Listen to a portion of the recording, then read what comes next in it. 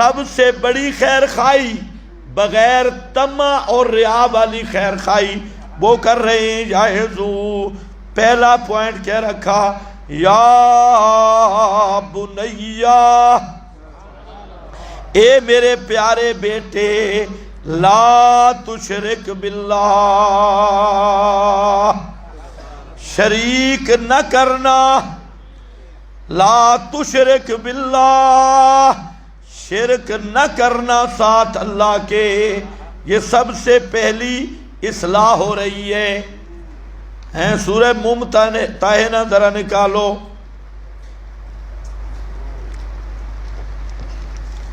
اللہ یشرکنا،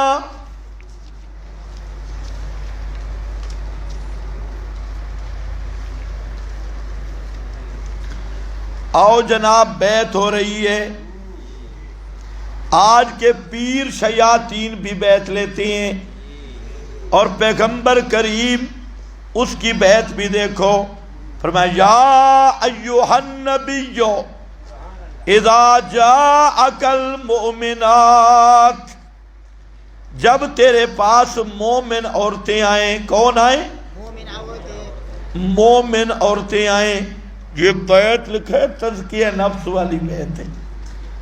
مومنات آئیں، ایمان والی، یبایعنک، تیری بیعت کی کرتی ہیں. کس بات پہ کرنی ہے؟ شرائط کیا ہیں؟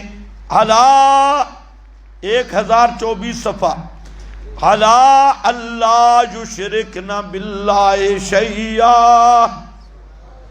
پیغمبر کا مرید بننے کے لیے پہلی شرط ہے یا شیئا، صنمن نہیں، حجرن نہیں. کیا ہے؟ شیئا، کسی نبی ولی فرشتہ کسی چیز کو بھی اللہ کا شریک نہیں کرنا. اللہ یشرکنا باللہ شیئا ولا یسرکنا ولا یزنینا ولا یقتلنا. یہ بعد کی باتیں، لیکن سب سے پہلا اصلاح یہاں سے شروع ہوتی ہے کہ شرک نہیں کرنا. آج پیر سے پہ بیعت کرتی ہیں. ہم گئے تھے حضرت سید عنایت اللہ شاہ بخاری رحمۃ اللہ علیہ کے پاس. اس وقت شاہ صاحب کی کافی عمر تھی اور ہم طالب علم تھے. جیسے طالب علموں کی عادتیں ہوتی ہیں آپ اچھی طرح جانتے ہیں، تو ہم بھی اس دور سے گزرے ہیں جس میں آپ ہیں.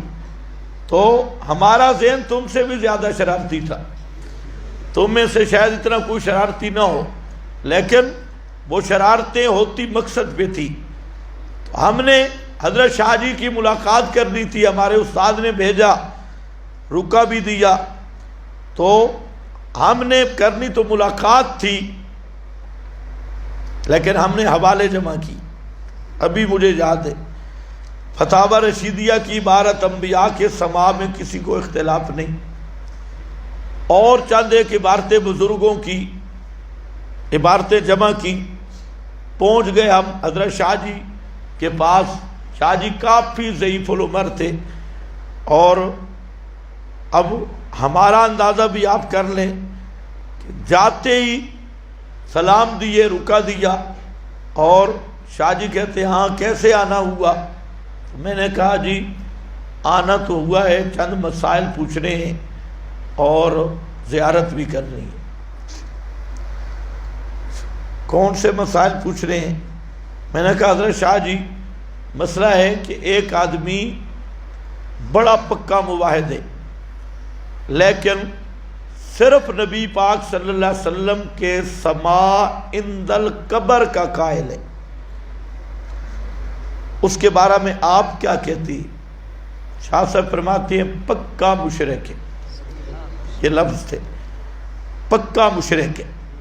میرے ساتھ ساتھی تھا جو اس دن ادھر آئے بھی ہے،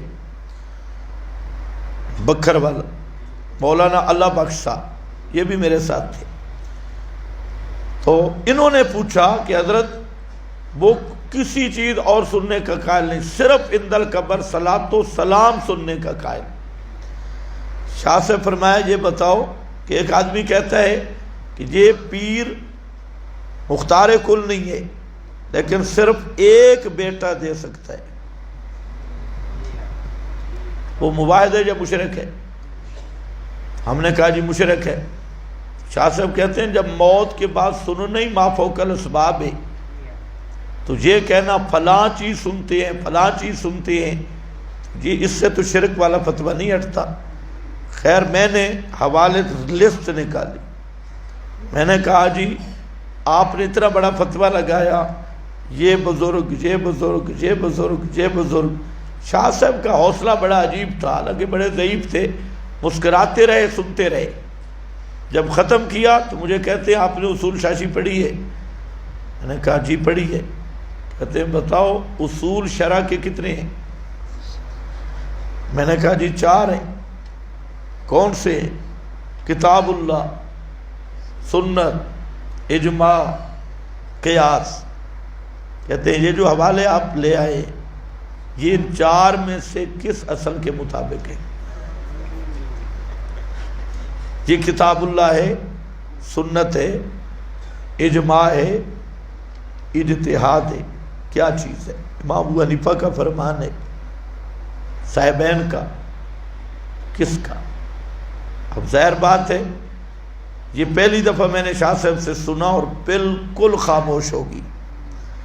پھر کہتے ہیں بیٹا ایسے باتیں نہیں ہوتی، کوئی شرعی دلیل ہے وہ لاؤ، اور اگر آپ کہیں کہ فتویٰ لگتا ہے، ہم تو فتویٰ ان پہ نہیں لگاتے، تم خود لگا رہے ہو۔ میں نے تو مسئلہ شرعی بیان کیا ہے کہ ما فوق الاسباب سننا اللہ کا خاصہ ہے، اور تم کہہ رہے ہو کہ یہ بھی قائل ہے یہ بھی قائل ہے، تو فتویٰ تو تم لگا رہے ہو، میں تو نہیں لگا رہا۔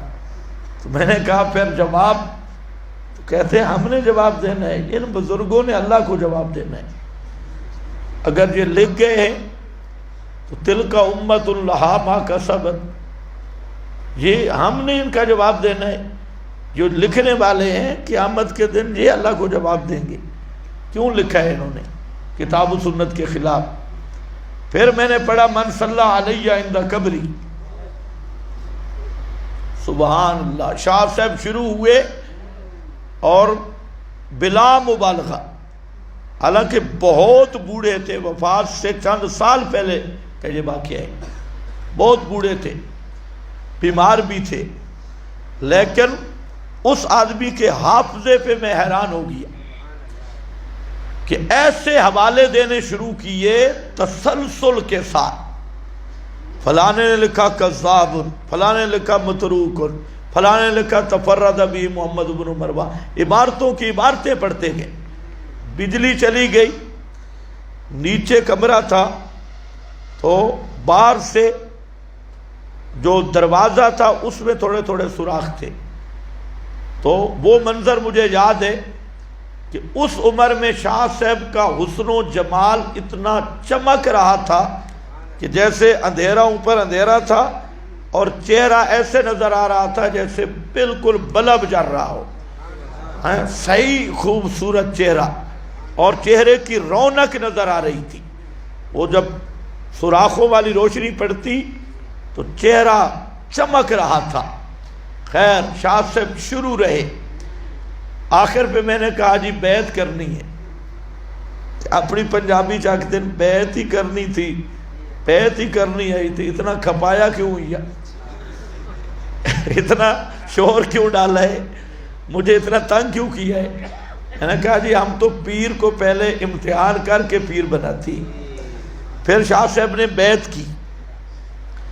میں جو بات بتانا چاہتا ہوں وہ یہ ہے کہ شاہ صاحب نے فرمایا، میں نے کہا جی وظائف، انہوں نے کہا ایک ہی وظیفہ ہے کہ مسئلہ توحید میں ڈھلا نہیں ہونا، مسئلہ توحید پہ پکے رہو، شرک کی تردید کرو، مسئلہ توحید بیان کرو، یہی وظیفہ ہے۔